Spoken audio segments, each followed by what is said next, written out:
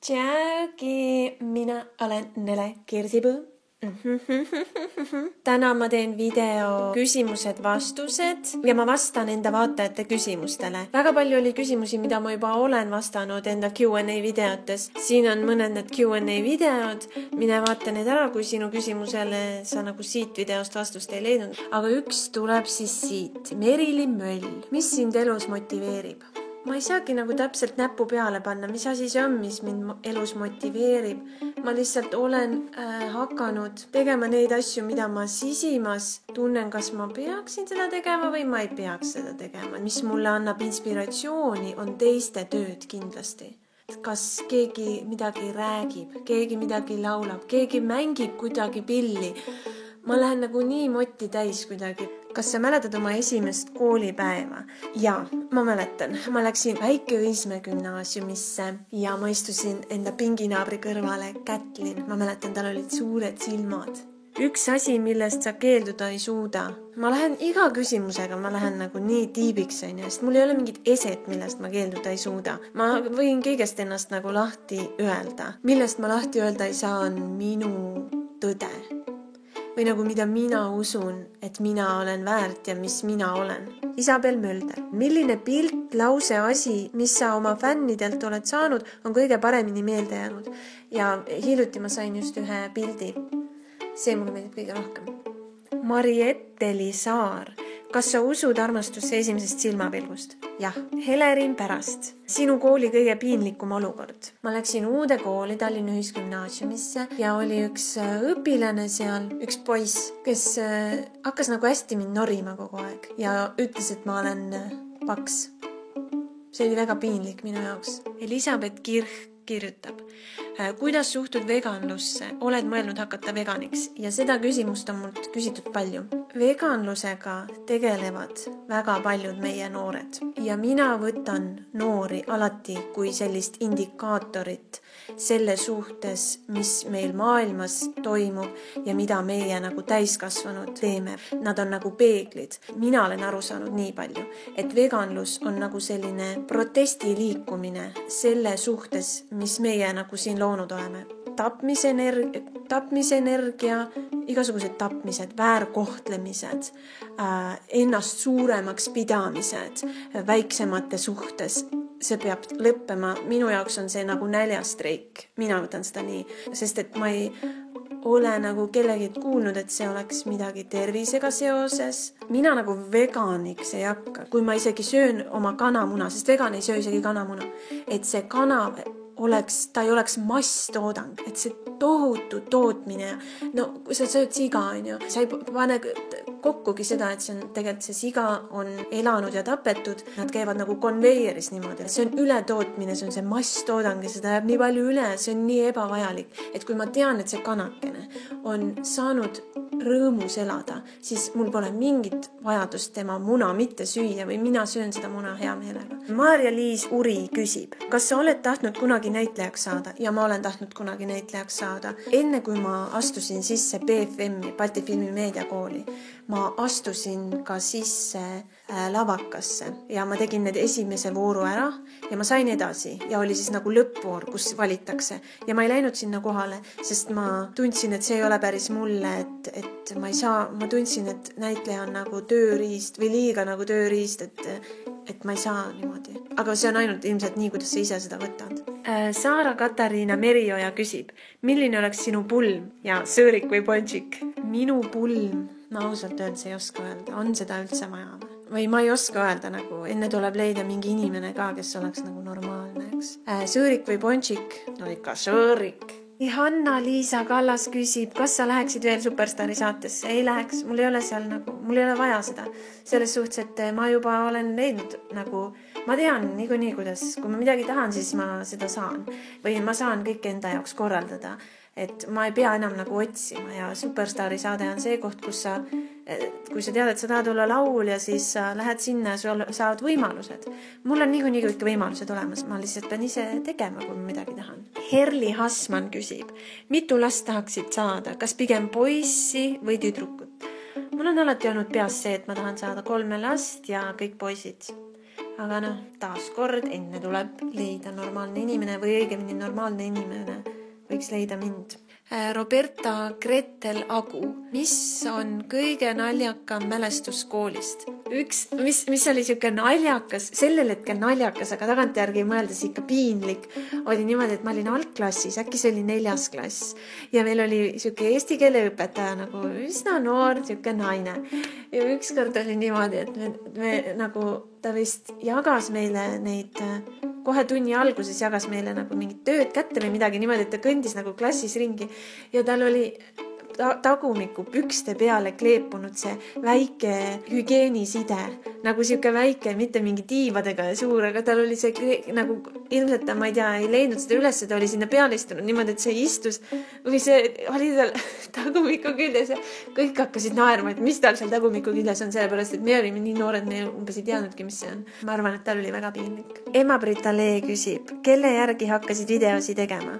Kõigepealt Ema-Brita, tšauki, sa võid tervitada kogu oma perekonda minu poolt. Mina olin enne YouTube'i videote tegemist väga nagu kursis kogu selle YouTube'i maailmaga ja see on nagu igapäeva asi, mida ma vaatasin, et selles mõttes mul ei ole otseselt kellegi, kelle järgi ma teen nagu kõikide nagu kompotti.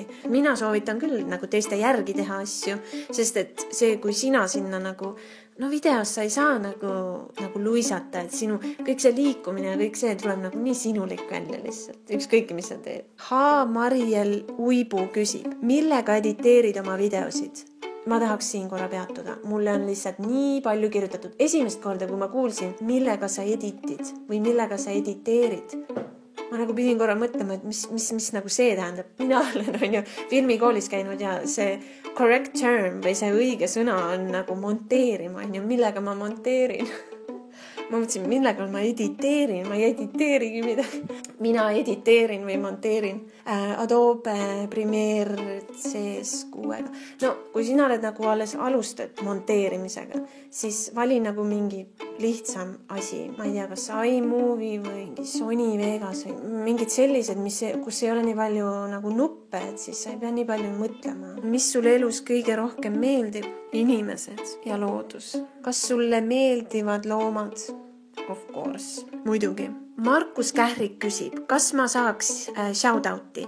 Ja Markus Kährik, sa said just shoutouti. Moona Juhari küsib, tuli või vesi? See on väga kummaline, et nagu see küsimus siia nagu sattus. Ma muidu valiks vee. Mulle meeldib nagu selline külmus ja natukene aeglus. Vaata mu küüsigi. Aga ma nägin paar päeva tagasi väga sellist sügavat unenägu. Ma olin nagu väga selge ja oli nagu mingi noor naine, kes nagu ennustas mul, nagu ta oli ennustaja. Hiljem, kui ma nagu emaga sellest näiteks rääkisin, siis ta ütles, et see oli nagu mingi minu alateadlik mina või mingi kõike teadja mina. Võib-olla ma olen nagu avatud kõikideks võimalusteks elus, et ka see võis olla. Aga ta ütles mulle, et vesi ei ole minu jaoks ja ta ütles midagi noolte ja nagu hamburiga seoses ja ka tulega seoses. Tuld ma nii väga ei mäleta, aga see vesi mitte ja mingi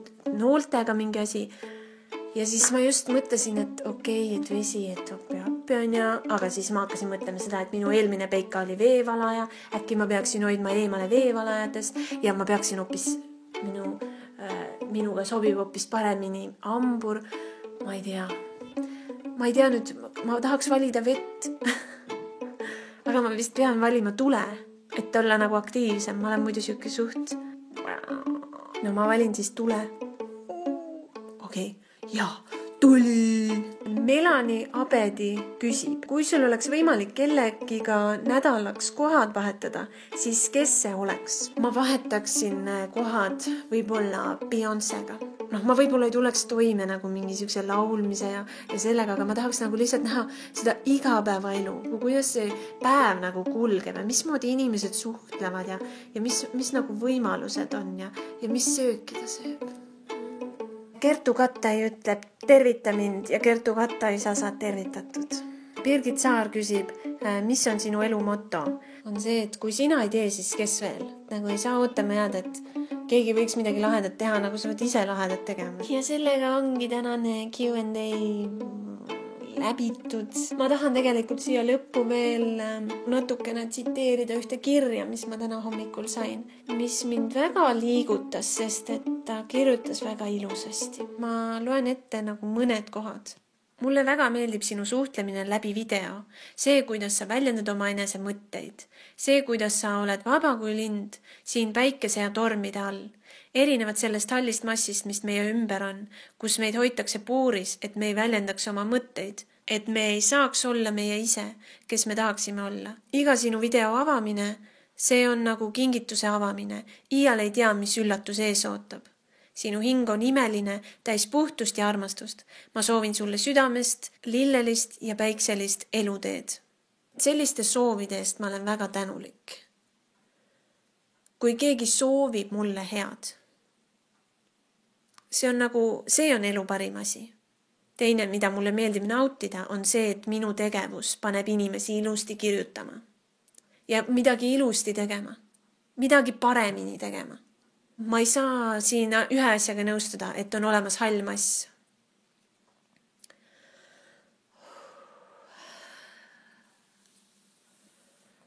Ja see on näilik. Hall mass on näilik. Ükskõik kui hall üks inimene tundub, siis see ei ole tõsi. See on nagu minu teadmine, et ükskõik mis inimene sa oled, sinus on midagi, mis on meil nagu säde, see ühine säde, mis meid ühendab. Ja mis ei tule kunagi juurde ja mis kunagi ei vähene.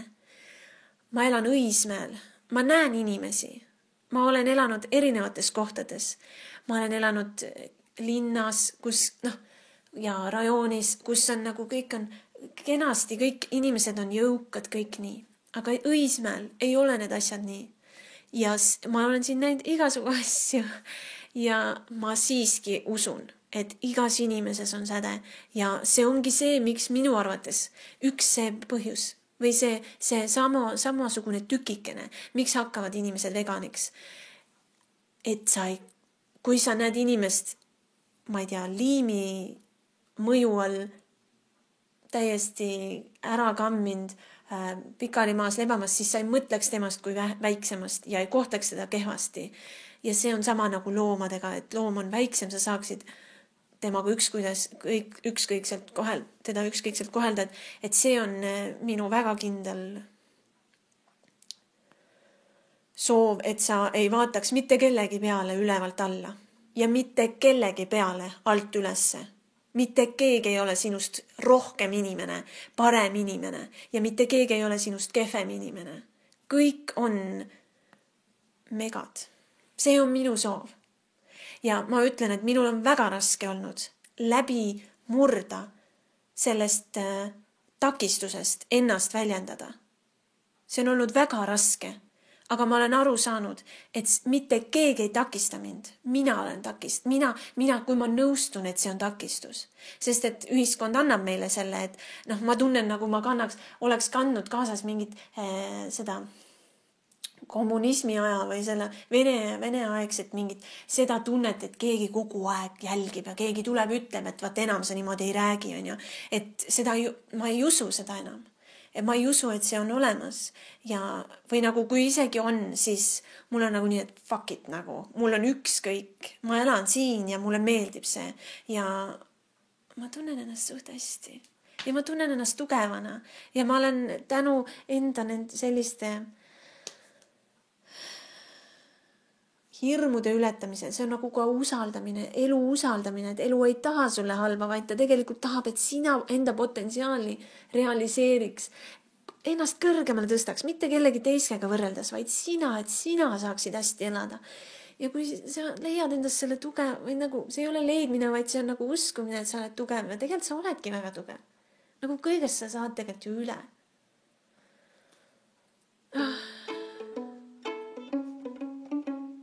Ma olen natukene selgem ka, sest ma olen 3. päeva puhastusel. Ma teen kevadpuhastust praegu.